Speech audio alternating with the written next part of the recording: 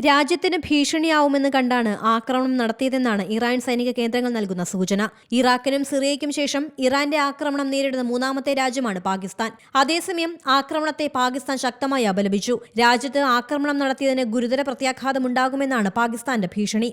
എന്നാൽ ആയുധം കൊണ്ടുള്ള തിരിച്ചടിയാണോ നയതന്ത്ര തലത്തിലെ നീക്കങ്ങളാണോ എന്നത് വ്യക്തമല്ല. ഇസ്രയേൽ ചാരസംഘടനയായ മൊസാദിന്റെ ഇറാഖിലെ ആസ്ഥാനവും വടക്കൻ സിറിയയിലെ IS കേന്ദ്രങ്ങളും ഇറാൻ ആക്രമിച്ചിരുന്നു. ഇതിനു പിന്നാലെയാണ് പാകിസ്ഥാനിൽ ആക്രമണം നടത്തിയത്. ഇറാനിൽ സൈനികർക്ക് നേരെ ആക്രമണം പതിവാക്കിയ ഭീകര ഗ്രൂപ്പാണ് ജെയ്ഷ അൽ അദൽ. ബലൂചിസ്ഥാന്റെയും അവിടുത്തെ ജനങ്ങളുടെയും പൂർണ്ണ മോചനമാണ് ലക്ഷ്യം വെക്കുന്നതെന്നാണ് അവർ അവകാശപ്പെടുന്നത്. സലാഹുദ്ദീൻ ഫാറൂഖിയാണ് ഇപ്പോഴത്തെ തലവൻ. അദ്ദേഹത്തിന്റെ സഹോദരൻ അമീർ നറൂയിയെ അഫ്ഗാനിസ്ഥാനിൽ താലിബാൻ കൊലപ്പെടുത്തിയിരുന്നു. ഇറാനിയൻ ബലൂച്ച് സുന്നി സായുധ സംഘമായ അൻസാർ അൽ ഫുർഖാനുമായി ജെയ്ഷ അൽ അദൽ ബന്ധം പുലർത്തുന്നുണ്ട്. സുന്നി തീവ്രവാദി ഗ്രൂപ്പായിരുന്ന ജുൻഡല്ലയിലെ അംഗങ്ങളാണ് 2012 ഈ ഗ്രൂപ്പ് സ്ഥാപിച്ചത്. 2013 ഒക്ടോബറിലാണ് ജെയ്ഷ അൽ അദൽ ആദ്യ ആക്രമണം നടത്തുന്നത്. International desk Zee Malayalam news.